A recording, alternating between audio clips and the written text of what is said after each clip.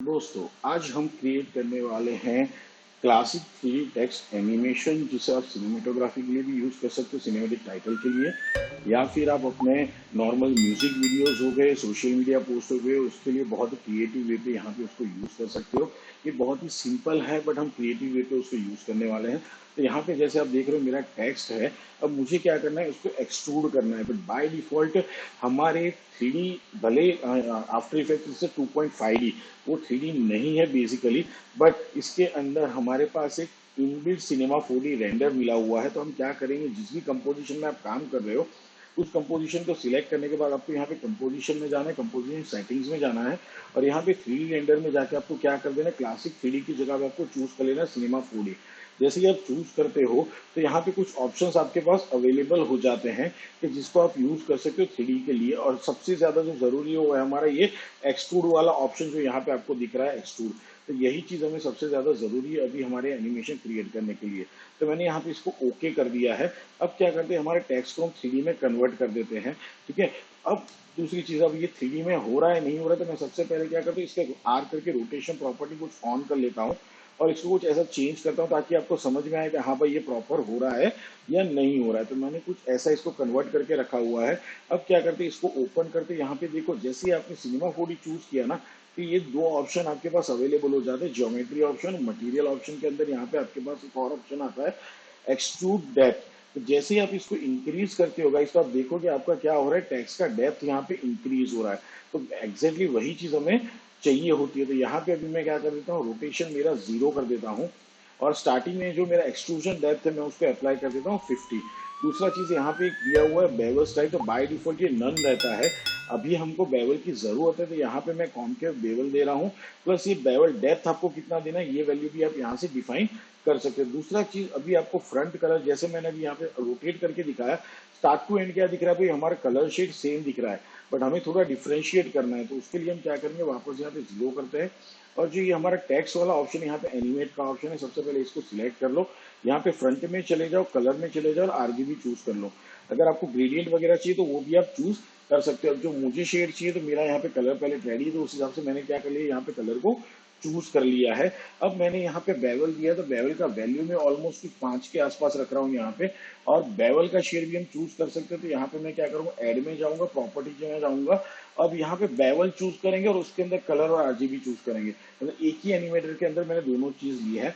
अब क्या करेंगे, इस कलर को मैं यहाँ से पिक कर रहा हूँ जो हमने फ्रंट का लिया था, अब उसको वापस सिलेक्ट करते हुए थोड़ा नीचे की तरफ ले लेते हैं, ताकि एक डार्क शेड मुझे बेवल का यहाँ पे मिलेगा। तो आप ध्यान से देखोगे तो देखो यहाँ पे एक शेड प्रॉपरली बनते हुए आ रहा है मेरे पास। तो जितना आप वैल्यू चेंज करोगे उतना क्या होगा, बेवल का डेप्थ कम या ज्यादा होगा। यहाँ पे देखो थिनर हो गया। तो जैसा आपको चाहिए उस हिसाब से आप क्या कर सकते हो, यहाँ पे अप्लाई कर सकते हो। तो मेरे लिए इतना इनफ है, तो दैट्स गुड फॉर मी।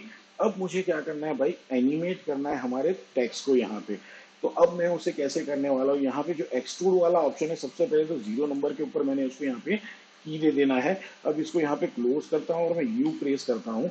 अब वहां से मैं चाहता हूँ page down, page down, page down और पेज डाउन, मतलब 40 फ्रेम्स में कुछ जा रहा हूँ यहाँ पे, और मैं यहाँ पे एक्सट्रूजन बढ़ा देता हूँ उसका ऑलमोस्ट कुछ 700 के आसपास। आप आगे जाके उसको चेंज भी कर सकते हो अगर आपको लगता है। तो यहाँ पे अभी इसको सिलेक्ट करेंगे, F9 प्रेस करते हैं, ग्राफ एडिट में चलते हैं, और मैं क्या कर देता हूँ, इसका ग्राफ कुछ इस हिसाब से एडिट कर देता हूँ। ठीक है, तो ये इसका ग्राफ यहाँ पे एडिट हो चुका है। अब मुझे यहाँ पे क्या करना है कि भाई इसको अभी एक 3D रोटेशन भी देना है। तो मैं क्या कर रहा हूँ, राइट क्लिक कर रहा हूँ, यहाँ पे न्यू में जा रहा हूँ, और मैं यहाँ पे एडजस्ट कर रहा हूँ, क्रिएट कर रहा हूँ मेरा कैमरा। मेरे लिए 35 mm इज गुड। आपको आपके हिसाब से जो भी चेंज करना हो, प्रीसेट तो यहाँ पे बहुत सारे प्रीसेट दिए हुए हैं, आप अपना प्रीसेट चूज कर सकते हैं, अपना कस्टमाइज भी कर सकते हो यहाँ पे।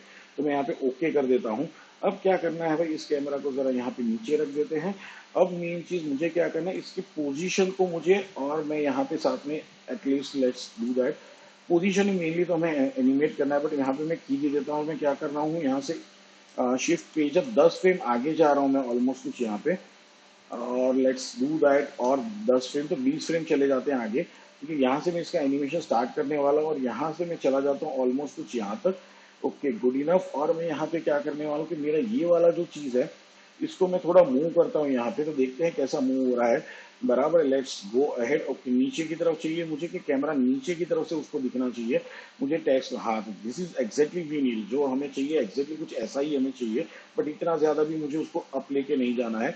थोड़ा सामने की तरफ दिख रहा हो वैसा मुझे इसको, हाँ दैट इज लुक बेटर, ये थोड़ा बेटर दिख रहा है। अब साथ में मुझे क्या करना है, उसका जो स्टार्टिंग का एनिमेशन है मैं क्या करना चाहता हूँ, ये थोड़ा पीछे की तरफ से स्टार्ट हो, एकदम नजदीक से नहीं, बराबर। हाँ एंड में हम ला के रखते हैं एकदम क्लोजअप में थोड़ा इसको, तो जहाँ पे यहाँ पे आके टच होना चाहिए वो थोड़ा और, ओके डन।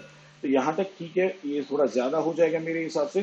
सी जब भी 3D यूज करें तो ये ध्यान में रखना, बहुत ही मतलब ये क्या करता है, लैग करेगा आपका आफ्टर इफेक्ट, तो थोड़ा स्लो स्लो ये रेंडरिंग कर रहा है, तो ये ध्यान में रखना है। आप या तो लो रिजोल्यूशन करके काम कर लेना, बराबर, थोड़ा और कम कर लेते हैं, इतना ज्यादा भी नहीं चाहिए मुझे।